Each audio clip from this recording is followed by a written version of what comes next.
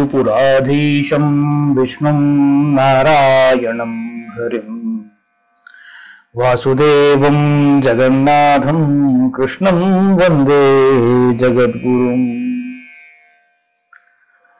నారాయణీయంలోని 54వ దశకంలో ఉన్నాం. కాళియోపాఖ్యానం ఇది.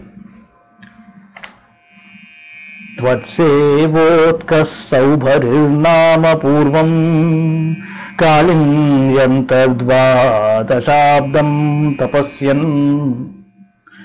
త్వత్సేవోత్కః సౌభరిర్నామ పూర్వం కాళింద్యంతర్ద్వాదశాబ్దం తపస్యన్.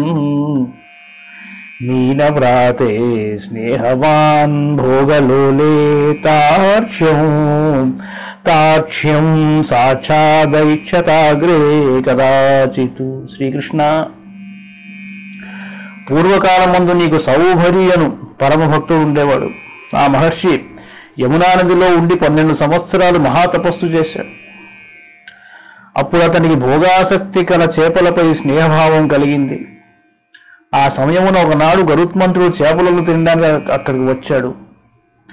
త్వద్వాహం తం సక్షుధం త్రోక్షసూనుం మీనం కంచిజ్జక్షతం లక్షయం సహ తప్తశ్చిత్తే శప్తమానత్ర చేత్వం జంతూన్ భోక్తా జీవితం చాపి మోక్తా.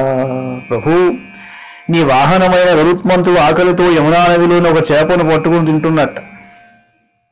సౌభరి మహర్షి ఆ దృశ్యమును చూసి కోపంతో ఇచ్చడి జంతువులను చంపినచో నీ ప్రాణాలు పోతాయని శపించట. తస్మిన్ కాలే కాళియక్ష్వేల దర్పాత్ సర్పారాతే కల్పితం భాగమశ్నన్ తేన క్రోధాత్ త్వత్పదాంభోజ భాజా పక్షక్షిప్తస్తద్దురాపం పయోగాత్. ఆ సమయమున ఒకనాడు కాళీయుడను సర్పరాజు మిక్కిలి గర్వముచే గరుత్మంతునకు అర్పించిన బలిభాగాన్ని తిన్నాడు. అందువలన నీ సేవకుడైన గరుత్మంతుడు క్రుద్ధుడై అతనిని తన రెక్కలతో దెబ్బతీశాడు. గరుత్మంతుని బలమైన రెక్కల తాకిడికి తట్టుకొనలేక వివశుడై కాళీయుడు యమునా నదీ జలములలో ప్రవేశించాడు. ఆ నది గరుత్మంతునకు చొరరానిది. ఘోరే తస్మిన్ సూరజానీరవాసే తీరే వృక్షా విక్షతాః క్షేలవేగాత్ పక్షివ్రాతాః పేతురభ్రే పదం తః కారుణ్యార్ద్రం త్వన్మనస్తేన జాతం. కరుణామయ, ఆ సమయమున ఆ సర్పరాజు యొక్క తీవ్రమైన విషప్రభావం వలన ఆ నదీ తీరమందలి చెట్లన్నీ ఎండిపోయాయి. ఆ మార్గమున ఆకాశమున తిరుగు పక్షులు కూడా చనిపోయి కింద పడుచు వచ్చాయి. అందువలన నీ మనస్సంతయు ప్రాణులపై కరుణతో నిండిపోయినది. కాలే తస్మిన్నేకదా శీరపాణిం ముక్త్వా యాతే యామునం కాననాంతం త్వయ్యుద్ధామ గ్రీష్మ భీష్మోష్మతప్తా గోపాలా వ్యాపిబన్ శ్వేలతోయం. ప్రభు, ఆ సమయమున ఒకనాడు నీవు బలరాముడు లేకుండా యమునా నదీ తీరమున గల వనమునందు గోవులను మేపుటకై వెళ్ళావు. అది గ్రీష్మ ఋతువు ఒకట వలన తీవ్రమైన తాపమునకు మిగుల దప్పికొని గోవులు గోపాలురు యమునా నదిలోని విషపూరితములైన జలములను తాగారు. నశ్యజ్జీవాన్ విచ్యుతాన్ శ్మాతలే తాన్ విశ్వాన్ పశ్యన్నచ్యుతత్వం దయార్ద్రః ప్రాప్యోపాంతం జీవయామాసి సద్రాక్ పీయూషాంభో వర్షిభిః శ్రీకటాక్షైః. అచ్యుత, యమునాలోని నీరు తాగి ఆవులు గోపాలకులు మొదలైన వారు ప్రాణములను కోల్పోయి భూమిపై పడిపోవటం చూసి నీ మనస్సంతయు జాలితో నిండిపోయింది. వెంటనే నీవు యమునా నదీ తీరమునకు చేరావు. అమృతధారలను వర్షించు నీ కృపా కటాక్షముల చేత ఆ జీవులనందరను బతికించావు.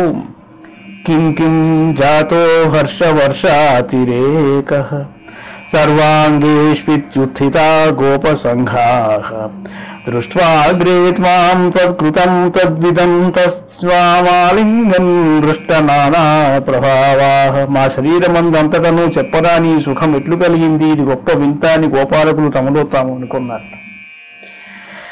తరువాత వారికి నీ దివ్య ప్రభావము తెలిసి ఉన్నందువలన ఇది ఎంతయో నీ యొక్క అనుగ్రహం వలననే జరిగిదని గుర్తించి మహానందంతో నిన్ను కౌగిలించుకున్నారు. గావశ్చైవం లబ్ధ జీవాః క్షణేన స్ఫీతానందాస్త్వాం దృష్ట్వా పురస్తాత్ ద్రాగావప్రుః సర్వతో హర్షబాష్పం వ్యాముంచంత్యో మందముద్యన్నినాదాః. దేవా, ఇలాగే నీ అనుగ్రహ దృష్టి వలన ఆవులు కూడా బ్రతికాయి. వాటికి ఎదురుగా నీ ఉండుటచే ఆనంద బాష్పములను కార్చుచు మెల్లగా అంబారవనములను గావించుచు నీ చుట్టూ చేరాయి. రోమాంచోయం సర్వతో నశరీరే భూయస్యంస కాచిదానందమూర్ఛ ఆశ్చర్యోయం శ్వేల వేగో ముకుందేత్యుక్తో గోపైర్నందితో వందితో భూ.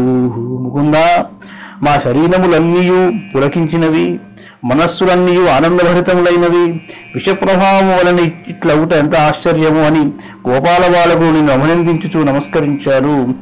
ఏవం భక్తాన్ముక్త జీవానపి త్వం ముగ్ధాపాంగైరస్తరోగాంస్తనోషి తాదృగ్భూత స్ఫీత కారుణ్య భూమా రోగాత్పాయా వాయుగేహాధివాస.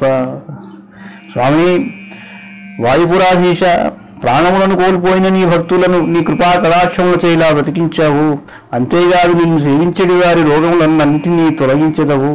కనుక దయామయుడైన ఓ ప్రభువు నాపై కృపదలచి నా రోగములను కూడా రూపుమాపము అంటాడు. కాళీయమర్దనం 55వ దశకంలో వస్తుంది.